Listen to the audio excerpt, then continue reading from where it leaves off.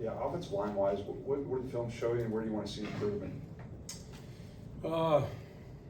There's some good spurts there in the first half where I thought, especially on the left side, they played really well. I think the consistency to finish drives, the longer drives, I thought later in the football game we kind of leaned out a little bit. And the guys bowed up a little bit in the third quarter and showed that they could do that a little better job. So just the biggest piece, I think, is the consistency part. We just got to be a little more consistent on how we finish drives. Go to Katie on the left side. Kalen had said after the game that Ty just needs to trust his reads and let it fly. Kind of what do you have to do to instill that confidence in him moving forward? Yeah, good question. Ty, he did, he'd be the first one to tell you, the progression discipline is a big thing for any quarterback. So I think when you get down in a football game, there sometimes can be I want to make the big throw every time. And there were some times there were certainly, I know he wished he'd have just stayed with his first read and just stay within the progression. So for him, I think you just got to keep instilling that in practice. Like, don't pass on your number one, take that, just keep moving. And that's what we'll do. We'll keep working that with him. Stay on the left side, front row, Chase. You just answered a question about the offensive line, but a little more specifically, what did you think about the pass protection on Saturday? I thought, KP, I thought had a pretty good day. There was a couple late pressures, but I mean, he was holding up for a long time. Interior pressures were a couple times. We had a few problems, which is always the hardest for the quarterback to deal with, is interior pressures fast. So they shored up later in the fourth on that, but I think they did a good job with some of the twist games that they presented, and overall, 3 sacks is not where you want to be. And I think we had 40 some attempts, so that's not where you want to live either. But I thought it was okay. I think there's certainly some ID things that we can continue to be better at. Go to the right side of Charlie. Yeah, Coach, you had a strong first drive on the ground, and it kind of seemed like you got away from the run a little bit. What led to that decision? Well, I think some of it, probably the later part, is the run game can be a softening process at times, and you hope that you can play with the lead or get into that late third and fourth quarter and really put the hammer down on the run game. And obviously we didn't get that opportunity late in the football game.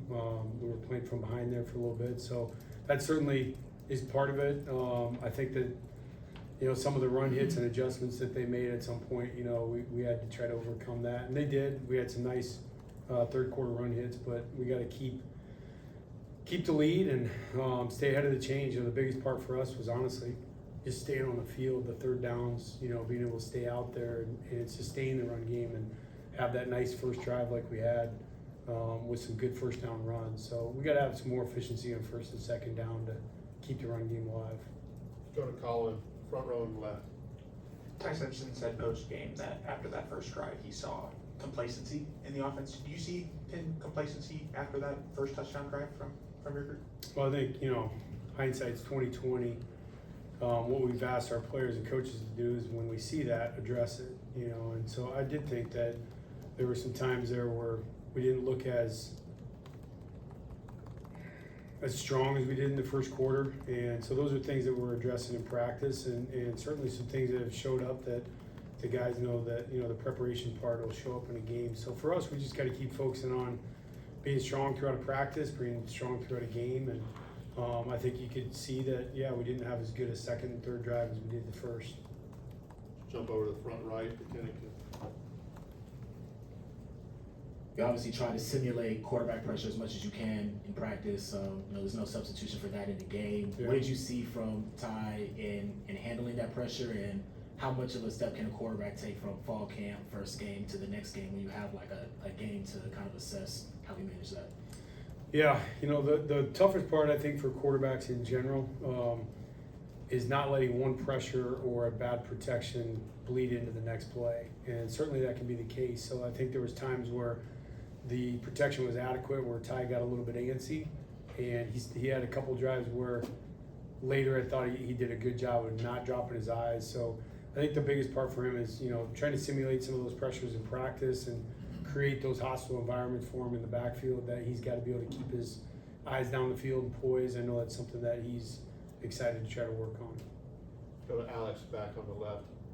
At receiver, when you evaluate what you saw, was the effort there, are they creating enough separation and just at the finishing of plays, are you seeing what you want across those three sort of thresholds? Well, how I look at it is I just start with Jeremy Bernard, and that's what it's supposed to look like.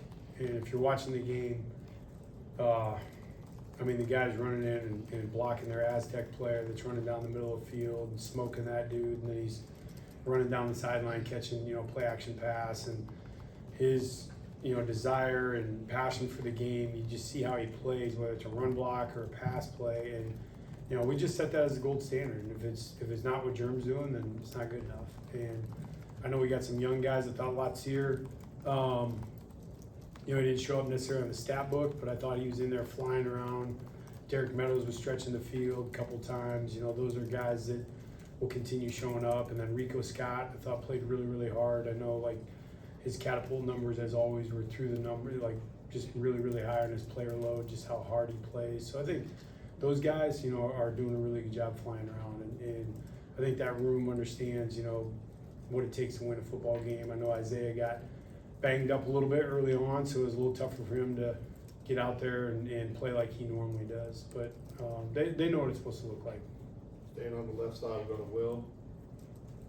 Coach, did the strategy with the running game have anything to do with Jam Miller being on the shelf? Obviously, you guys did have a couple of weeks to prepare for that. A lot of different guys were used in the backfield, including, for example, Kevin Riley, who got some good reps out there. No, I think that Kev, you're right, showed up. I thought he showed a good burst, and that's something we're excited to see was what game reps were going to show up from what running back. And you always want to have, I think we had right around 20 running back touches in the run game, and you'd love that number to be higher, like 25 to 30. Again, I think the fourth quarter and how it played out and having to play from behind at that point certainly, hammered that a little bit. But we got to be able to run the ball in any situation, down 2 scores or not. All right, let's finish up back right here with Blake. Yeah, Coach, going back to the receivers, just Ryan and Jeremy had over half y'all's targets. How do you get more guys involved consistently in the passing game outside of those two? Yeah, I think part of it's reps, get other guys in the game, make sure everybody's staying fresh.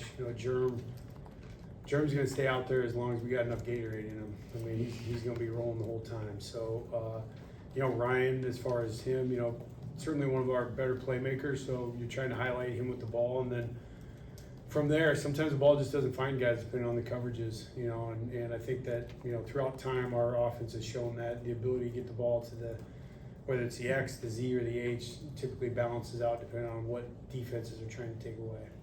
All right, thank you, Coach. Thanks, everybody.